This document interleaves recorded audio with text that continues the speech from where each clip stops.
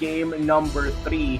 This might just be the last game if Blacklist International wins, but if Nxpe wins, we're going to game 4. Smart Picks and Bans is of course brought to you by Smart. Experience the power of Smart 5G in over 4,900 sites nationwide. Switch now to experience the difference. Visit smart.com.ph/MNP to learn more. Hashtag muling lumakad matatag and hashtag Sibol powered by Smart ang ating official hashtags para sa Sibol 2022 National Team Selection. Estes at Valentina muli ang ating first bans of game number 3. Di ako masusupresa kung parehas lang ang mga bans makita natin. Siguro mga konting adjustment lang on the side of Nxpe Evos in terms of what they are willing to ban out. Baka magpapalusot sila ng isang hero dito ni Oh My Venus. If not, they can still go for the Estes, Rafaela, Matilda, then palitan na lang nila yung order of ano yung pwede nila piliin. Maybe they won't first pick the Lolita, baka iba yung pwede i-prioritize ng Nxpe Evos. And the Lolita was definitely a good pick for Nxpe Evos, but I feel like they did not expect that biggie pick coming in from Blacklist International after even banning out a lot of the heroes coming in from the kit or the hero pool rather of John Mar Villaluna or Oh My Venus. Tingnan natin kung ano nga ba ang third ban ng Nxpe Evos dito, kung tama nga ba ang iyong hinala na magpapalusot sila ng isang hero para yun na lang ang gamitin, because Matilda still open. Matilda ang kanilang third ban ng game number 2. Just waiting on the ban here. I think pinapag-isipan ng Nxpe Evos na okay, what if Estes and Rafaela is enough? We can open the Matilda, just ban out something else. Baka tanggalin nila Paquito or pick up the Paquito first off. But they decide to respect the Phovius na nilaro ni Dominic kanina. Hirapan doon si Renje in that matchup with Show versus the Phovius, and of course, the response then of Dominic sa mga skirmishes sa team fights nangyari sa mapa. Yeah, definitely. And now that they took out the Phovius, nakaamoy ang Blacklist International. Most likely Donut will be playing that 1-1. And we have seen 1-1 respect bans. Talagang ginagawa yan against Donut, against Nxpe. And expect na rin siguro ito ng Nxpe Evos. And alam naman natin na hindi lang naman 1-1 ang kayang laruin ng gold laner ng Nxpe Evos. Pero indeed, this is a comfort pick para sa side ng Nxpe and a great ban for the side of Blacklist International. Now, Nxpe Evos, they have the priority pick once again. They could take the Lolita once more if they want to. Pwede rin naman nilang kunin ang Sicilian agad ni Yeli Hayes. Marami silang option para sa ating first pick. Yep.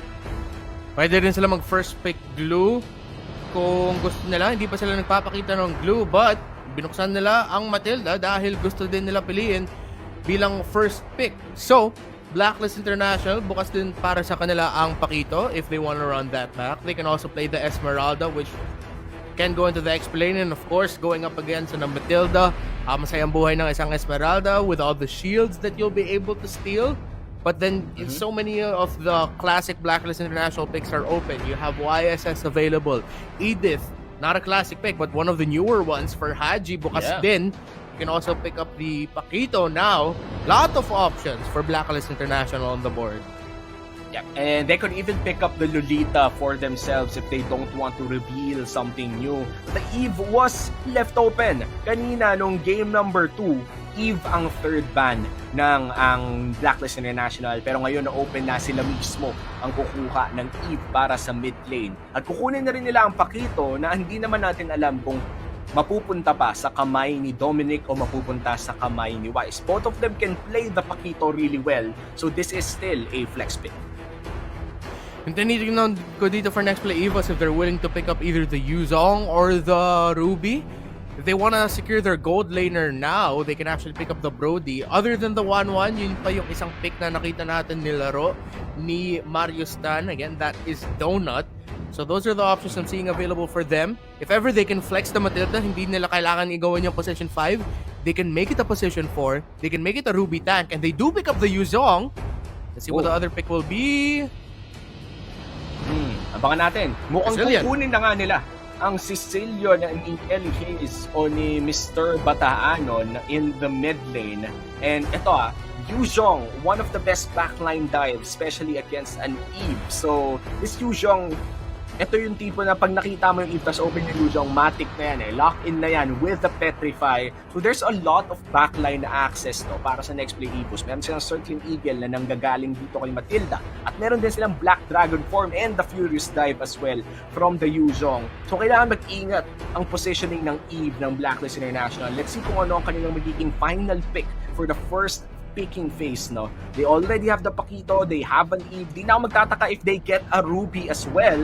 But sabi nila, mamaya na yon, sapak pang sapak. May Aldous na tayo, may Pakito na rin.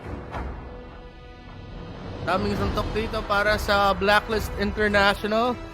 I think Nxpe are gonna have their eyes set on banning out the Ruby. Ruby makes sense as their position 5 here para mapares mo sa Eve.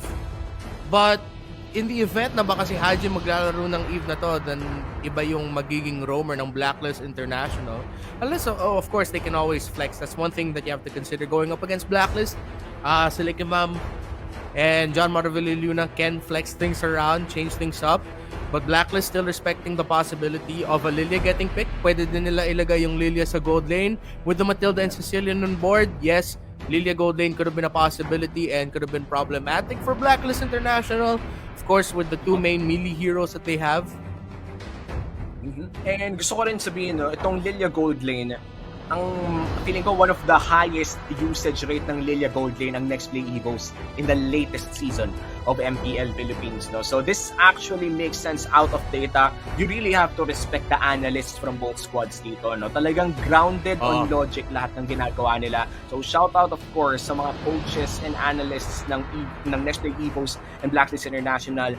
That is Coach Bonchan, Master the Basics, and of course si Idol Zico na nasa Next Play Evos ngayon. Hopefully things are getting better there. But let's go back to the banning phase.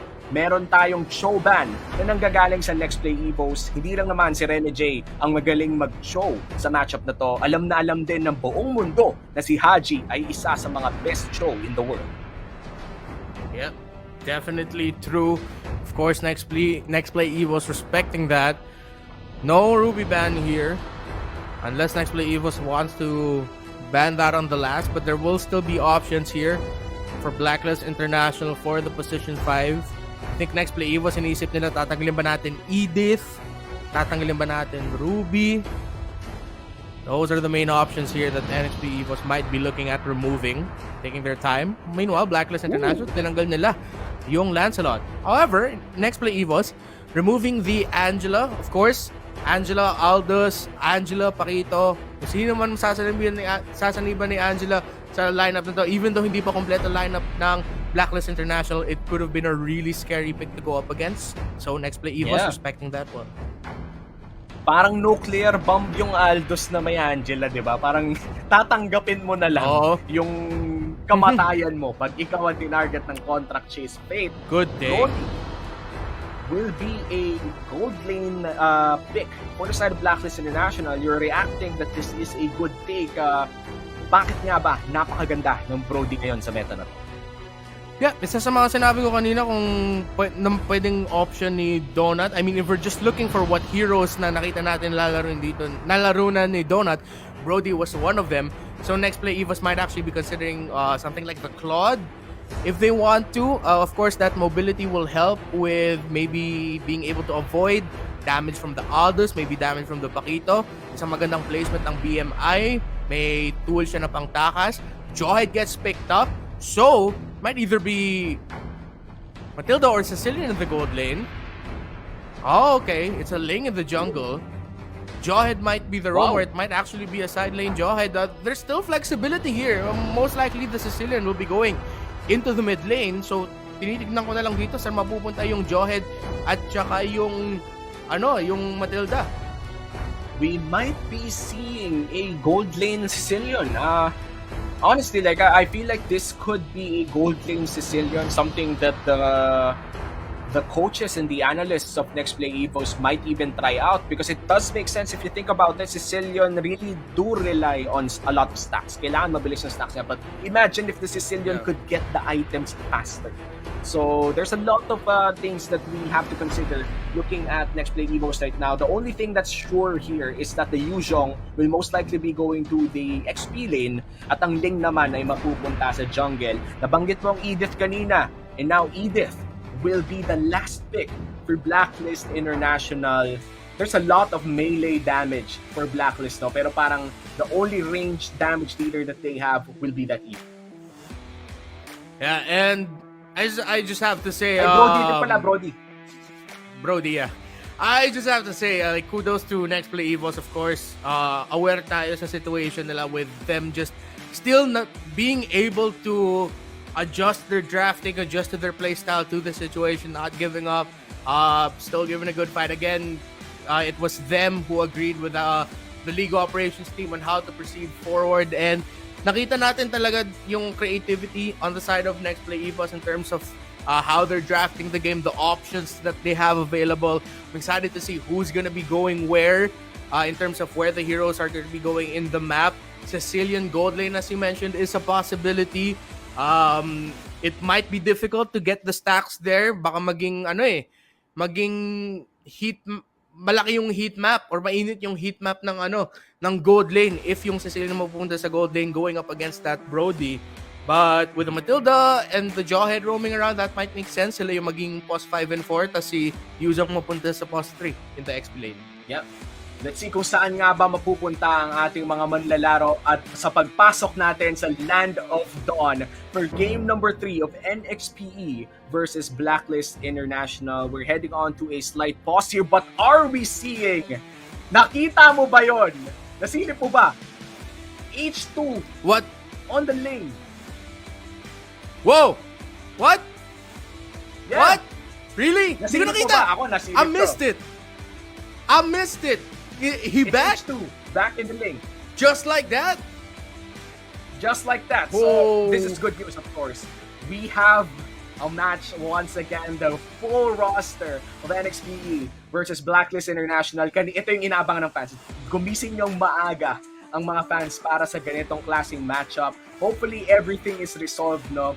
Hopefully, everything is fine and wala na tayong mga nararamdaman na mali sa bootcamp and other stuff like that.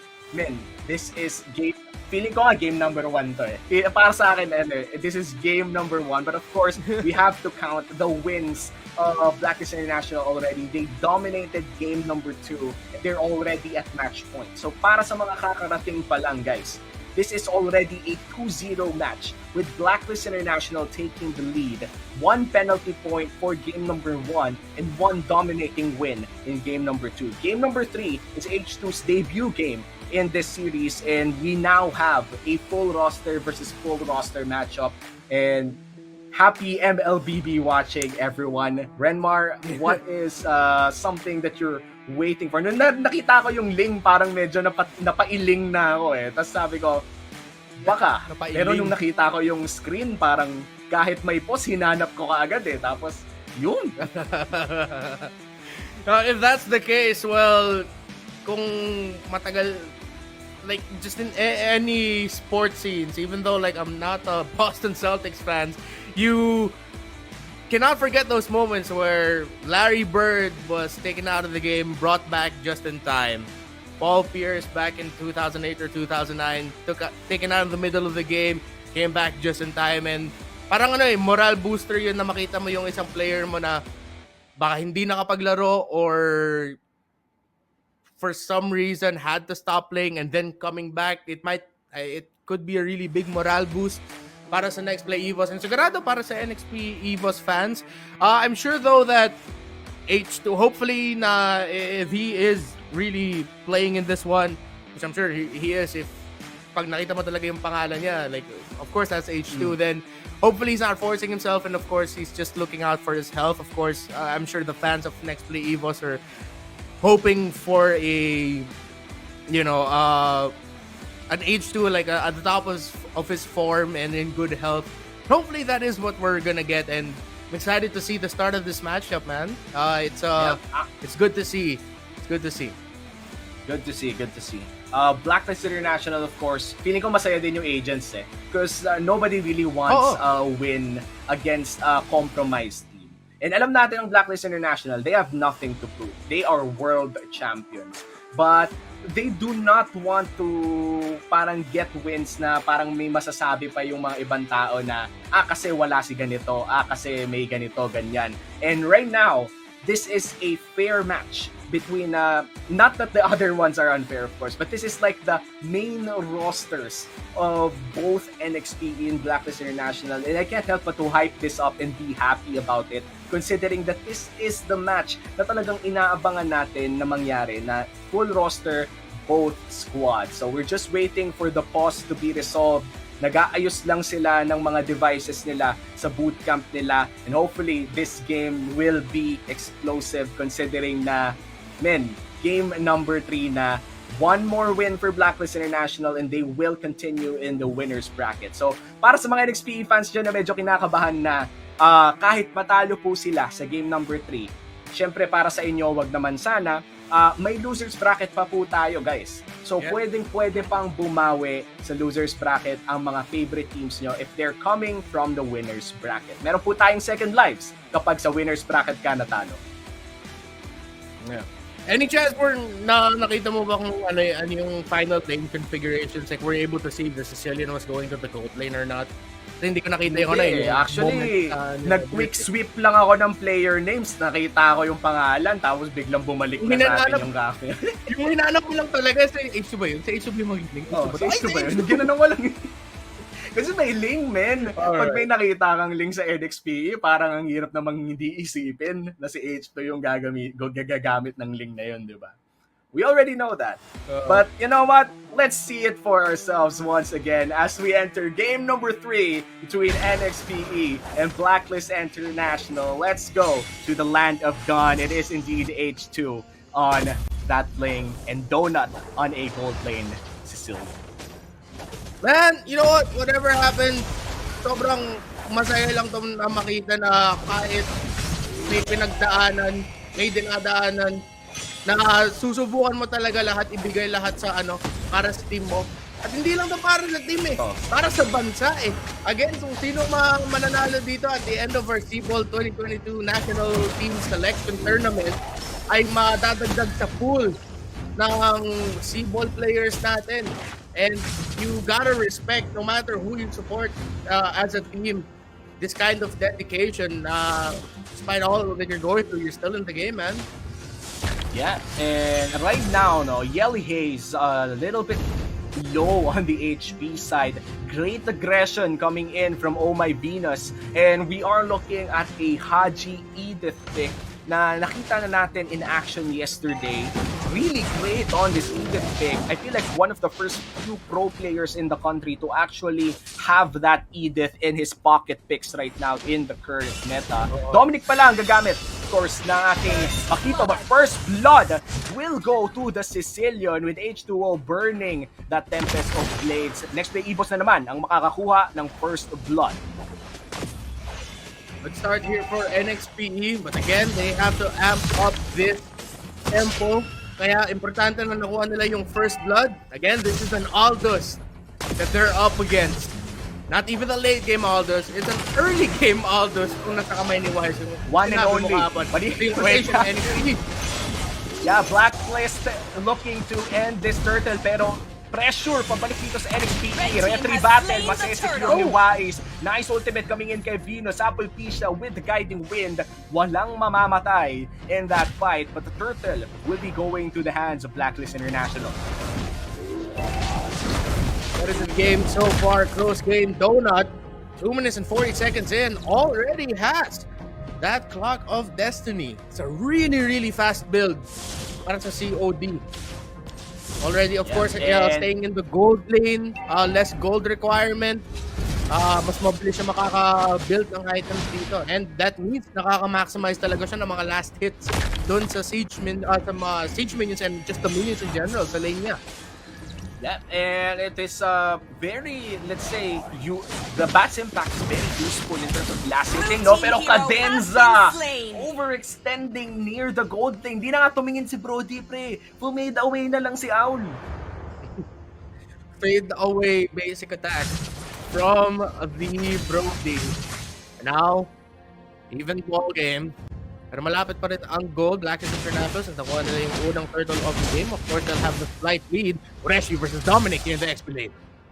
Yep, Ureshi regening a little bit of damage there. And that's just the power of Jong, but this is a 2v4. Parating na rin si Venus. Here comes the contact Nxpe. Haji, boy pa rin, slow. Here comes the ultimate coming in. Real world manipulation. H2O. Masasa pa ni Del Rosario. And that is just 2 kills for the hands. Blacklist International. Mukhang kukuha pa sila ng plating dito sa gold lane.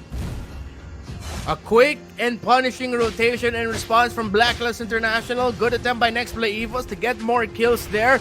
But this is why we're seeing Brody as one of the top picks right now in the scene. Yung second skill stun niya talaga, sobrang malaking bagay. And paired up with the great reaction of Haji, Telecomap to get into the playing field. Of course, on my Venus, great timing as well for the real world manipulation. What looked like to be a good chance for Nxpe looked like a better response for Blacklist. Apple Fisher coming in with circling eagle, but Eden is just dealing a lot of damage. That's a 1-for-1 in the mid lane. Clutch ultimate, clutch wrath coming in from Haji. 1-for-1 trade. Beautiful setup there para kay Kenneth Castro Cadenza getting that initial ejector toss to open up that 1-for-1 trade for Nxpe Evos. Sure, Nxpe Evos would have been happier to get out of that na 1-0 imbes na naging trade, but at this point they'll just be happy being able to get kills to keep themselves close into the game. As 5 minutes in, getting close to a 2,000 plus gold lead, getting close to 3,000 ang gold lead dito ng Blacklist International. Enchanted Talisman picked up by Apple Pisha. Turtle is already up as well. Blacklist International, 4 people around that turtle. Meron silang na-establish na pressure dito. Pwedeng-pwede nilang gulatin ang Nxpe. Now Dominic, makikita si Ureshi, hindi siya man-knock up. And now, Ureshi's really low, and this is really bad for Nxpe Evos considering the Blacklist International would want to take this turtle for themselves. H2O looking for a steal here, would go for the pinch boys. A Void Crystal slow coming in from Venus. Real world manipulation to zone out all of the members of Nxpe Evos, and this is a free turtle coming in for Blacklist International. Another fade away coming in from the Brody, and that's 2 kills, no 3 kills for Owl as they try to take down the mid lane. Could be another one. Cadenza, oh no, Delgado. one more. Hindi tatama. Looks like Flicker. Flicker in coming in from Venus will finish him off. And now H2 will take a little bit of damage, pero yun na yung trade na lamang naman ng Blacklist International. 4,000 now is the gold lead. Nxpe, of course, doing what they can to play safe, but they're just getting surprised by Blacklist International, using and committing flickers to just get setups for their abilities. Tempest of Blades Oh force no! down. Wais! Finishes off H2, and then Rosario once again with a one-man punch. Now Blue team turret has Blacklist been International now ahead. Del Rosario finishing off the kill there on to Salonga. Dominic Delicado, hinahabol dito ni Lagronio. Yeah, Ureshi in front of 4 people. Delicado, kahit malaking dragon. Here comes the real world manipulation. A lot of damage down, but nice sanguine claws coming in from Donut. Mega kill na naman kay Brody dito. 4-1-3. Owl is dealing so much damage. Blacklist International now ahead by 6,000 gold. 4-1-3 for Lee Howard Gonzalez. Nagwawala na ang Brody ng Blacklist International. Nxpe Evos, nakita mo, sinusubukan nila ibagalin onti yung tempo, try to get a little bit more control back. Things are starting to get out of hand. Pero out of nowhere, Blacklist International individually would pull out plays. Nxpe, tingnan natin kung makakapag-depensa sila and if they can hold on to get a little bit more control of the game. Hinanap din nila mga possibilities na baka makasplit po si H2 pero dito sa purple. Oh no! Blue team hero has been Nahuli slain. pa nga si Apple Pisha pero si Haji, that's a lot of damage coming in from the back speeds and the impact. Pero puno na ang kanyang wrath stacks. Ni respeto ito ng Nxpe Evos. They're gonna give out the Red team turtle has once slain again the turtle. to Blacklist Blue team turret has International been as the destroyed. lead grows more and more in favor of Blacklist. Good news here for Nxpe Evos. Mukhang sumasakit na din talaga ang damage ng Sicilian nila. Donut here is gonna be the X factor at this point in the game. Good minion wave management. Maklear lang yung mga minion waves para paglalaban ng Blacklist International mas malapit sa base. Cadenza with the ejector. Dominic on the backline. Real-world manipulation. Maraming matatamaan pero unang babagsak ang isang miyembro ng Blacklist International. It's a 4-4-1 at ika-cancel ang contract chase fate. Nxpe Evos finally getting a 1-4-0 trade. Castro with the pick-off onto Soto. That ejector to start everything off. And great play there by Nxpe Evos. Blue team Being able to dance around, avoid the damage they needed to avoid. A good call there by Wais to cancel the chase fate. Could have been a kill for Ureshi, pero delikado na yun, nasa loob na yun ng base. Cadenza going in for the conceal play, no? Pero medyo na-telegraph agad ng Blacklist International. Now topside H2 going for the split push. Considering na wala pa pala silang Torre na nakukuha, this is really bad for Nxpe Evos. They need to make sure that they alleviate some map pressure by taking turrets. Owl with the Hunter Strike now. Uy! Blacklist International, concealed play by Haji, pero nakita ng Nxpe Evos. Yep, and purple buff, maaagaw mula sa link. H2, medyo nahila. Nagkaroon ng CC chain at bagsak na nga si Dan Ponsalonga. And now Ureshi going into the back line. Ang dami niyang tinatakil na damage. Look at the damage coming in from the Brody. Torn na part memory, nagamit na. Pero si Bata Anon, ang sunod ng Blacklist International. And now 2 people are down for Nxpe Evos. Blacklist, they're looking to push mid lane. Haji goes in with the knock-up combo. Doon na delikado at hindi siya makakaganti ng return kill even with the Bat's impact. Landing, Cadenza, naghahanap ng play pero wala na siyang damage dealer na kasama. Lord, sisimulan ng Blacklist International at mukhang makukuha ng lead. Red team has slain the Great Lord. positioning and timing for Haji. Back-to-back great crowd control pick-offs. Yung dun sa may purple buff ni H2 kung saan niya sinubukan mag-finch poise, tumalon dun sa pader para makalapit siya, para ma-retry niya yung purple buff niya. Haji, nakabantay na, nakita niya, nag-charge up na siya. Nung stun niya, yung knock-up niya, and mid-air or just when he was about to land on the wall, natamaan. Stopping that, knocking up H2, opening up the burst damage and the crowd control chain. Ngayon, Blacklist International nasa gitna, marching with the Lord. And look at this, the damage coming in from real-world manipulation. Blue team base You zone gotta has been respect that destroyed. zone. That's one inhibitor third down for Nxpe Evos. Mid lane already open, but nice clear Blue speed team coming in base from turret has been Nxpe, destroyed. taking down that Lord. Dalawang inhibitor turret lamang ang nakuha ng Blacklist International, pero napakalaki na po ng ating gold lead. 11,000 ang gold lead ng Blacklist International 11 minutes in, at medyo bad news yun para sa Nxpe. Ang tanging iniintay na lamang nila ay ang damage na nanggagaling kay Donut. Yeah. Now Blacklist have full control of the Nxpe Evos jungle. Alam nila gaano ka-importante ang purple buff para sa Ling ni H2. 3-man positioning. Now gonna be 4. Pero I think may nakita din si H2. Konting galaw, tignan natin. Here's the conceal play. Mula kay Haji, naghahanap ng target, na-knock up dito si H2, Tempest of Blades ginamit para makabili ng 40 oras, pero inigturret muna ang inatake ng Blacklist International. Here comes the torn apart memory, wala siyang mapapatay na isa, pero 5 pa rin ang buhay para sa side ng Blacklist International. Ang base na atang sunod, Ureshi, napakalow ng kanyang HP, nabalibag dito si Owl, at si Owl matatama ng certificate sa backside, shutdown, manggagaling dito, kaya pulpi siya, pero babagsak din siya with the real-world manipulation, na double kill for Del Rosario. Isatangkol dito ng Blacklist International in Game 3 goes to Blacklist International, a sweep against Nxpe Evos. Victory! And that is the series